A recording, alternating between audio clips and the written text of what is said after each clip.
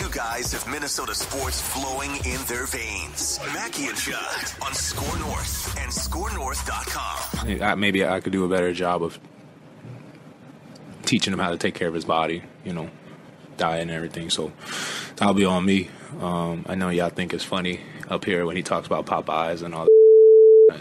That doesn't make me happy to hear. We're high level athletes, so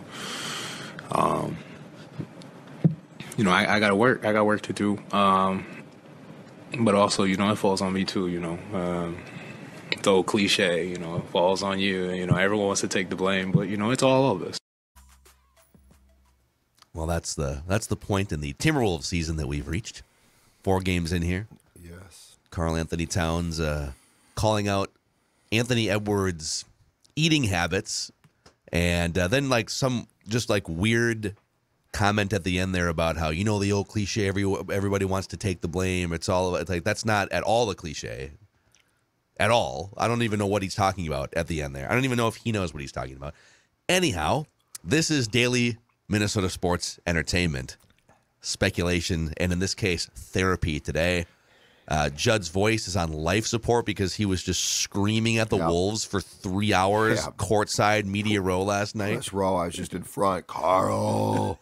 I just morphed into Tibbs. Carl. Were you just yelling at the clouds, or what happened there with your voice last night? It just went out. Okay. I didn't even yell, but mentally I was yelling. You yelled so much mentally. Mentally, I was discombobulated your voice. I was pretty disgusted last night, actually. Well, where do we begin here? I will say, I told you guys a few days ago, hey, people need to shut the bleep up and stop complaining. This is going to take time. This is going to take weeks. The team from 18 years ago that brought in Cassell and Sprewell, veteran players with NBA Finals track records. It took them 2 months to gel. It's going to take this thing a while to gel. So I'm not gonna freak out in the first few games. But I feel like last night was a bridge too far. I don't know what I'm going to do on this episode. I'm just going to turn over to you to start us out with here. It feels like more than just, they're working through things and trying to gel. It felt like more than that last night. So I guess, what bothers you most about what you saw last night and what you've seen from the Timberwolves so far this season through only 4 games? Yeah. So what bothers me about last night is San Antonio, which is not good. They work hard, and they might be good someday. They play hard, work hard, they care. Yes, they care. They care a lot. We know they're well coached. Yep. They came into your gym and embarrassed you. And Finch used that word. So I am not going to a place where, the Wolves didn't say that. They got embarrassed. And what I guess here's my question about last night. So yes, the whole chemistry thing, it's going to take time. But what did the Timberwolves do well last night? What did they do well? What did they got outrun the, just as one example, okay? The fast break points, which were ridiculous throughout the course of the game. The fast break points were 24-14, but at one point I think they were 18-2. Karl continues to be Karl, which is driving me crazy. Everything's a big deal. He's not, here's the thing about the quote we played that really gets me. It really, really frosts my bacon. The thing about the quote that gets me is this. I don't know what that means, but that's great. He has so many things to worry about for himself. He has so many things he needs to work on. The kick out, the constant moaning and whining, the fact that he and D'Lo were guilty of the former Kirk Cousins sin of stat stuffing. And he continues to act like he's this authority figure post-game. He knows what we need to do. He knows this and that. He is the ultimate dude. Look at yourself. Take care of your own stuff. Is Ant perfect? Ant had a bad game. He's not perfect. But Karl, you know what? Ant didn't get up there and start criticizing people. He didn't get up there and start criticizing Karl. Not publicly, unless everyone feels that way about Ant and it needed to be said publicly, which... Yeah, but I don't think that he's the guy to say it. My point is, the thing that frustrates me the most is this. Carl thinks he's the leader of this team, and I've gotten to a point where I clearly do not. Carl needs to take care of Carl. And if I'm Finch, I sit Carl down and say, quit with this stuff. I didn't name you captain. You're not the captain of this team. You've got a lot to clean up yourself. Let's not be, if someone's going to call Ant out right now, it should be Finch. And if he doesn't call him out, it shouldn't be done publicly. Everything about last night absolutely, positively disgusted me. That I cannot say that about the first game, which I went to. They blew a big lead. It was unfortunate. They won. Last night was in my opinion, until it didn't matter and certain people got their stats, it was a non-competitive effort that was inexcusable. Yeah. I'm actually going to start. We'll come back to Cat. There's a lot to talk about with Cat, because last night was kind of a classic. Like, oh, look at the box score and the numbers were all there and everything. Yep. I'm going to start with Anthony Edwards, who I have largely given a pass to throughout the last few years because he's been a 19, 20, and 21-year-old. And then, of course, in 2 of the 4 games this year, he's been largely really good, like a couple 30-point games where he's grabbing rebounds, he's passing, like he's active defensively as well.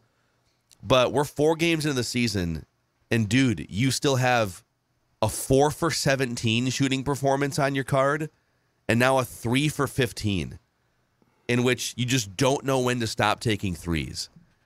This is where you got to grow up as a player here. You can't be hucking the ball 3 of 15, 4 of 17, and expect to take a third-year leap as a superstar. You can't have these games.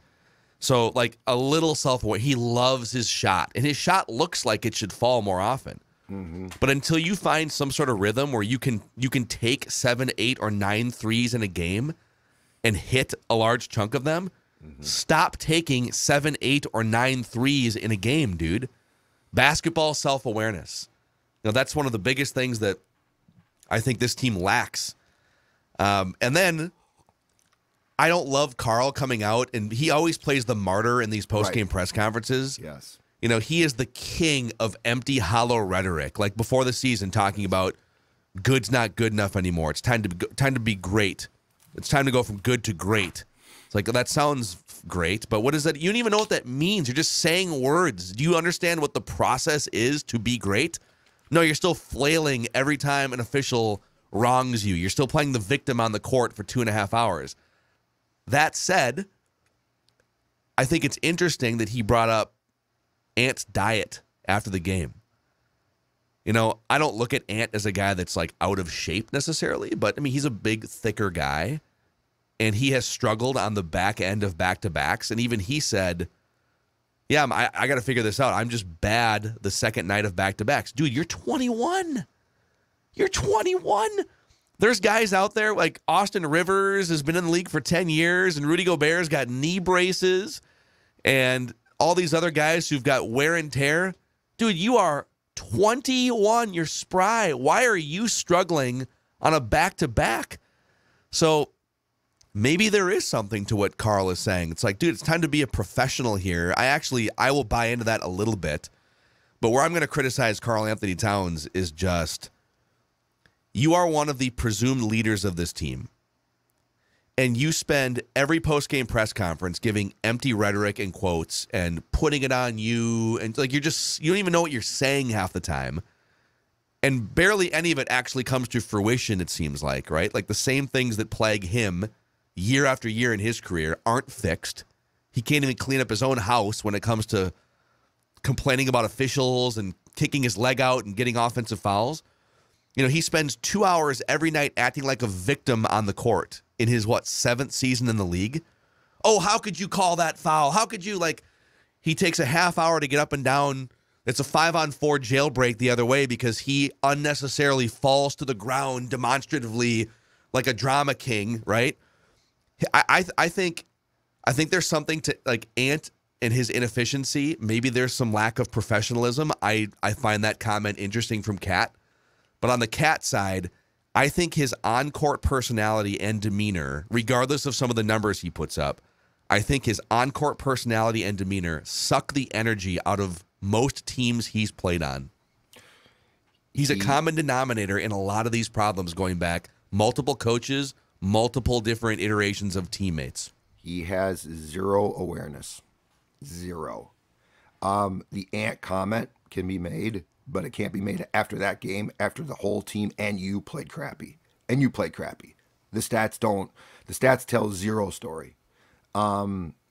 He and D'Lo did the same thing, which is, oh yeah, we're staying in, we're gonna get ours, and you have this hollow, stupid comeback that you didn't deserve. Yeah. That final spread should have been 30. They deserved it to be 30. If I was Finch, I would have sat people and said, you guys are gonna lose by what you should lose by, and no one's stuffing. I actually kind of like that he kept the starters out there just to send a message, like you're gonna play 39 minutes tonight, guy, on a back-to-back. Go. Yep. And I would have sat them so they couldn't stuff the stats, but Carl's awareness is zero, and that's what just drives me crazy. This team needs someone to step forward, and like last night, they didn't have it. And I think Finch is trying to see who will do it, and they don't have that yet. I mean, we can criticize Pat Bev up and down, but you know what? He stepped forward, and he basically said, what the hell are you guys doing? No one's doing that right now. Gobert doesn't feel comfortable doing that. But it's not even like his personality to do that either. And so I think what we're looking at is, some very important people don't really know what their roles are supposed to be, both as teammates and on the court, and that's a frustrating thing to watch. Well, and then we talked about this, by the way, Roy, if you missed the Rap with Royce episode, Mackie and Judd, Score North YouTube channel, he was on a bender just ripping the Wolves for 20 minutes today. So definitely go check that out for some therapy. But one thing we talked about with him was you got four kind of big figures on this team. Like the four main figures are Gobert, Cat, D'Lo, and Anthony Edwards. Yep. But for different reasons.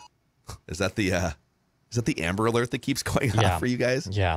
It's in St. Paul. It's actually it's in Roseville, and is there just like a killer on the loose, or what's happening? No, there's someone in Roseville that there was a stabbing, and they're just locking down Roseville. Which, I mean, here at Hubbard, we're about a 7-minute drive from Roseville, but that is why you heard a siren going off on my end of the microphone. I thought I was turned off in the event that we had a thing going off, but that's what that was.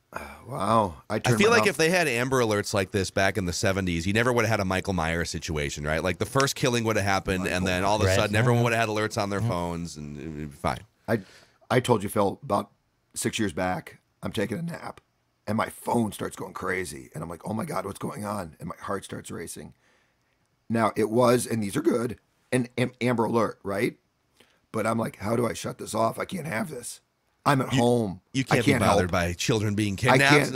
I can't help them. I'm on my couch, and I just about had a heart attack. You're like, I don't want to help you. Just deal with your own problems. I found a way. I shut her off. Off. I can never get an alert again. Oh, my gosh. Okay, you got the four sort of figureheads of this team, right? Yes. Gobert, Ant, Cat, and D'Lo. Yep. And I think what's happening here is you've entered basketball crisis mode pretty early.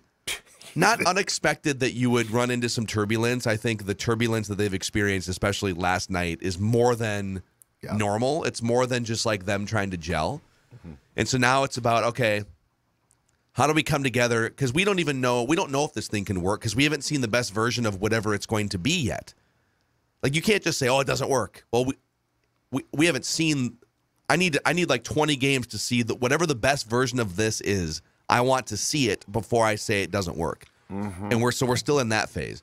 Mm-hmm. But as you go through these bouts of turbulence, offensively or defensively, who steps up? What's the pecking order? Who is the one that leads on the court, off the court, practice, bench, right? And all four of them have a deficiency of some kind that prevents them from doing that. Anthony Edwards is 21 years old. He's fairly immature. It's not his time necessarily to just lead a team. Yeah. I don't expect that yet. I want to see him show steps and signs. He's probably 4 or 5 years away from being like that guy on a team. Maybe 2 to 4 years away. Karl Anthony Towns has never shown that ability on any team he's ever been on. It is not him. Mm-hmm. He says things after games and he offers platitudes, but it's all just hollow. Mm-hmm. He doesn't actually know how to lead. That's not his personality. Mm-hmm. I think D'Lo is actually a good teammate and has shown good leadership skills the last couple of years. But he's not good enough as a player. Like he's a good player, but he's not a take over a game. He'll take over a game 1 in every 8 or 10 games. Like he took over the Clippers playing game. That was awesome.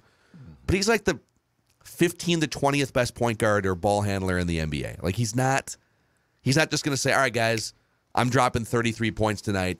hop on my back. He's not that guy. And Gobert can't really make his own offense. On defense, he is what he is, and he's going to give you this credit. But like all four of them, I think, are kind of looking at each other to figure out, okay, who's going to fix this? But none of them are just capable of doing it on their own and saying, all right, I am the leader here. I am the Kobe. I am the LeBron. Like, here's how we're going to fix this yet. So they're working through, does it work, period? Yes. And as we're trying to figure it out, who leads us to the best version of what this should look like? Was last night, to you, a referendum on the system or on individuals? Because to me, it was the latter. It was a referendum on people, not like, I don't know, the system might work. I have no clue. The system may have fatal flaws, but we don't know yet because of the individuals that are involved. But the thing that I don't want to hear calm down about last night is, no, I'm not going to calm down because there were several people who I know what their personalities are, and I did not like what they showed last night. Yes. Yep. It's a weird dynamic, and I think because it's a unique week in that they get a back-to-back with a day off at home against the Spurs. Yes. And then you get this broken Lakers team later in the week too, and they're also trying to figure out with Russell Westbrook, like they haven't won a game yet.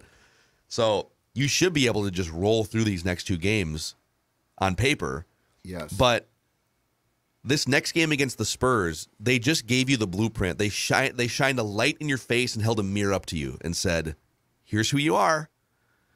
And now you get to play them again tomorrow night, knowing all of the information that was available to you when they kicked your ass. Mm-hmm. So can you absorb that information as a team and as individuals, make the adjustment? You are a more talented team than they are. You should be able to flip this around and beat them tomorrow night. If they get drummed again tomorrow night by the same team. Yes, go ahead.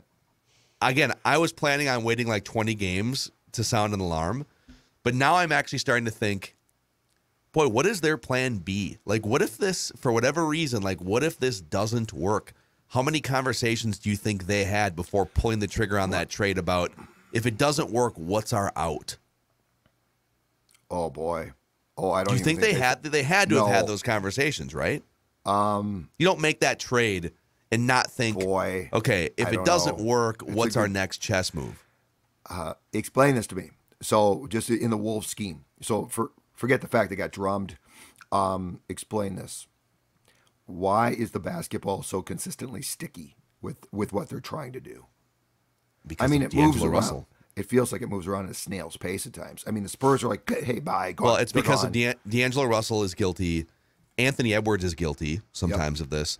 Yep. Karl Anthony Towns is guilty of this. Or, okay, it's my time to go one-on-one. I'm just going to force a drive here into traffic in the half-court offense for no reason.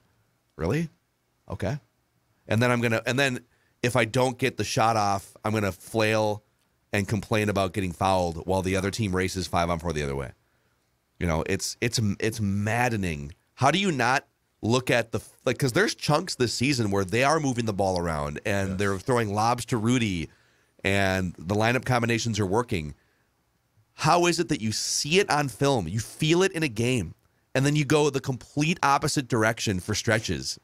It's so bizarre. Like the fact that some of these guys don't learn from what works. And this goes back even before this year too. Like Cat in the half-court offense, you can't just barrel your way into a crowded lane and then complain that you didn't get the foul call. Why are you still doing that in year 7?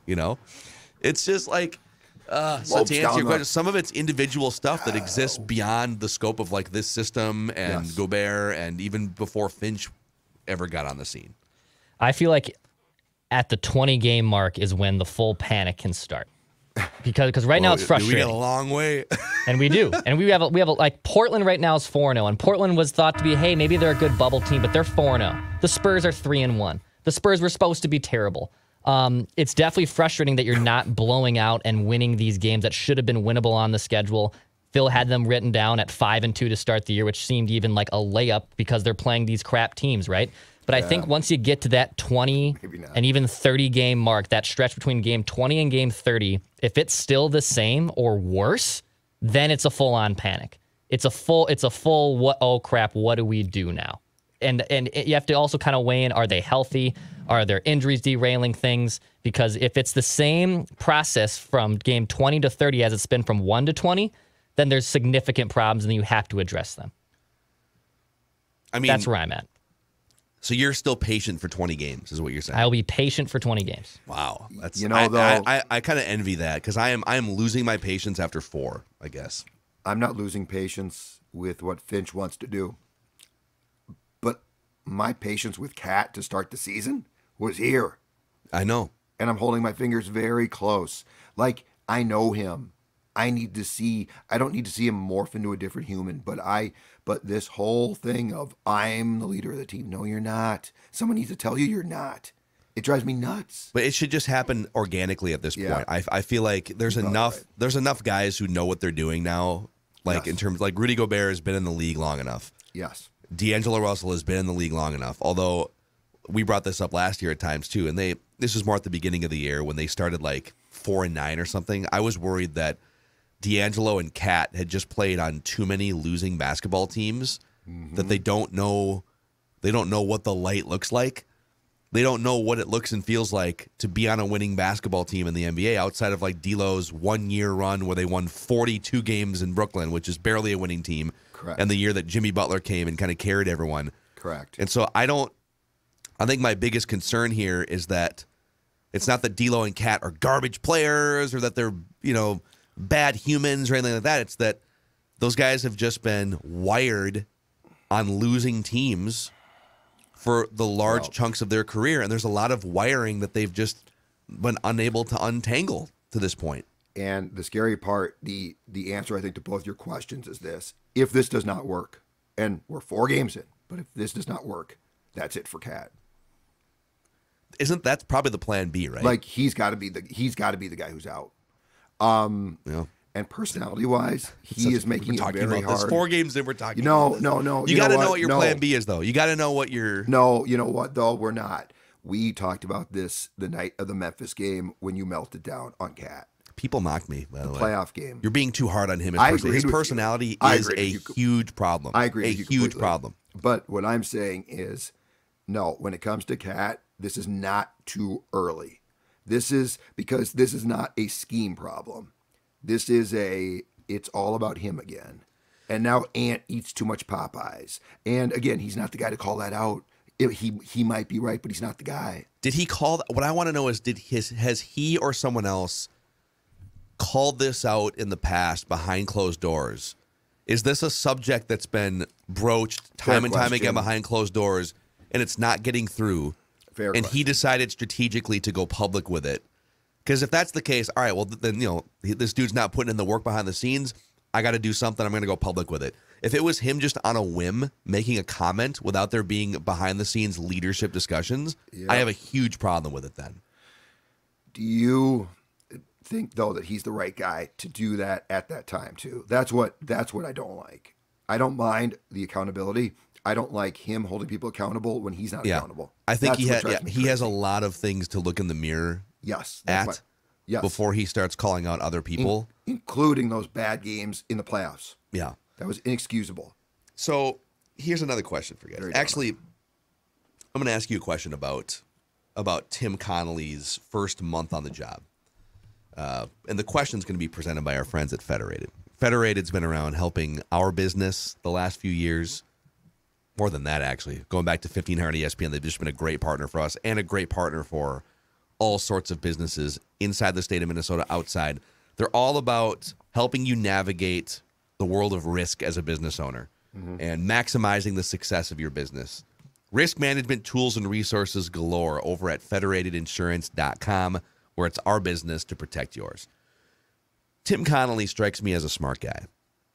A highly regarded front office executive that helped build a really, really good team in Denver. And they're also off to a really bad start, struggling, by the way. He wasn't blind or oblivious to what we all saw in that Memphis playoff series, where the highest paid star player on your team, and I'll include the Clippers playing game. So you played 7 games, including the Clippers playing game. And Karl Anthony Towns sabotaged 3 of them. Actively sabotaged 3 of them with just overly emotional offensive fouls, out of context offense. Just he was completely out of his mind, shipwrecking 3 of those games. when you take over the reins in the first month or 2 months, whatever it was, between the time he took the job and made that huge trade, are you really thinking to yourself, that's a guy that we're going to commit the next 5 to 6 years? Like, let's ignore what we just saw in front of our eyes with his behavior and shipwrecking. That's a guy that we're going to commit to for the next 5 or 6 years. And we're going to bring in Rudy Gobert as the final chess piece, and we're all in on this.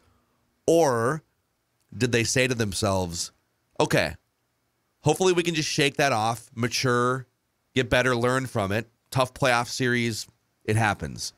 Let's get better. Let's add a great piece to the puzzle here. Let's fix our rim protection problem, fix our rebounding problem.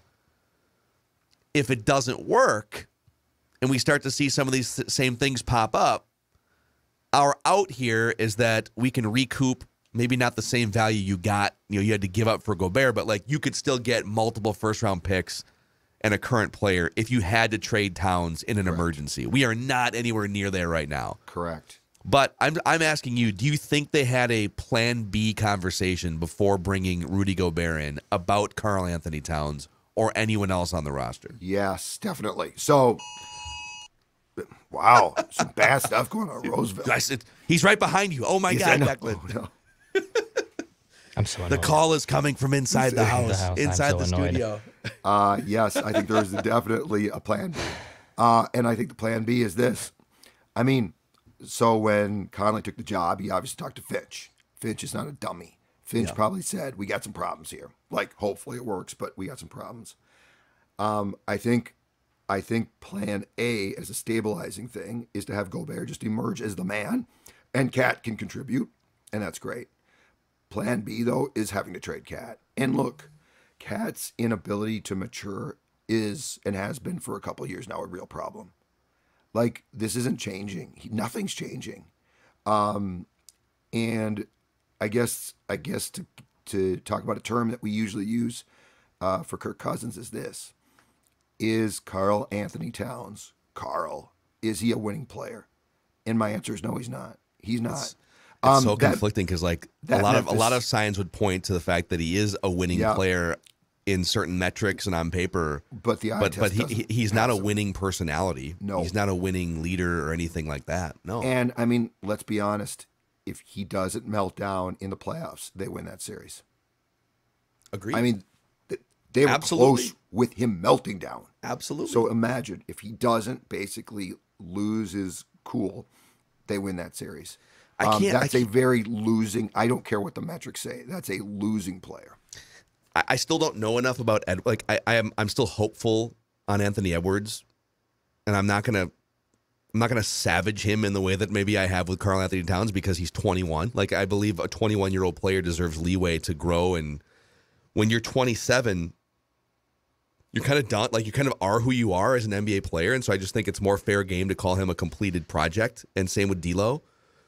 And my biggest concern is that Towns and D'Lo, right now, their roles are, you guys are driving this thing. It is still the D'Lo and Towns show with Gobert kind of as a support system and Ant coming along, right? I just still have questions about whether a Towns and D'Lo show can result in big wins. Like, can you win 50, 60 games with those guys as the focal points of a team? Can you win playoff series with those guys as the focal points of a team? Or are those guys just meant to be, stat stuffers on mediocre to bad teams the rest of their careers? And or at some point, can they make the Kevin Love transition where, all right, you just need to be like the third or fourth guy very clearly, maybe even come off the bench, but you've got your role, but it's like the pecking order it's no longer ambiguous what the pecking order is. You're just like the third or fourth guy. And that's going to be great for you. And you might even win a championship doing that. That's my question. I just, until this thing turns over to, but I also don't think you can just say, all right, Anthony Edwards and Rudy Gobert, it's your show. Because Gobert is a peripheral piece on offense and Edwards is 21. So like, some of these things, these aren't like system things. I don't know how you fix this. Now, if they come back and drum the Spurs by 15 tomorrow night, all right, I'm going to breathe a sigh of relief for sure, and I will back off some of this stuff. But these are all questions that remain 4 games into the season And they're going to have to answer them consistently until I feel better about some of this stuff.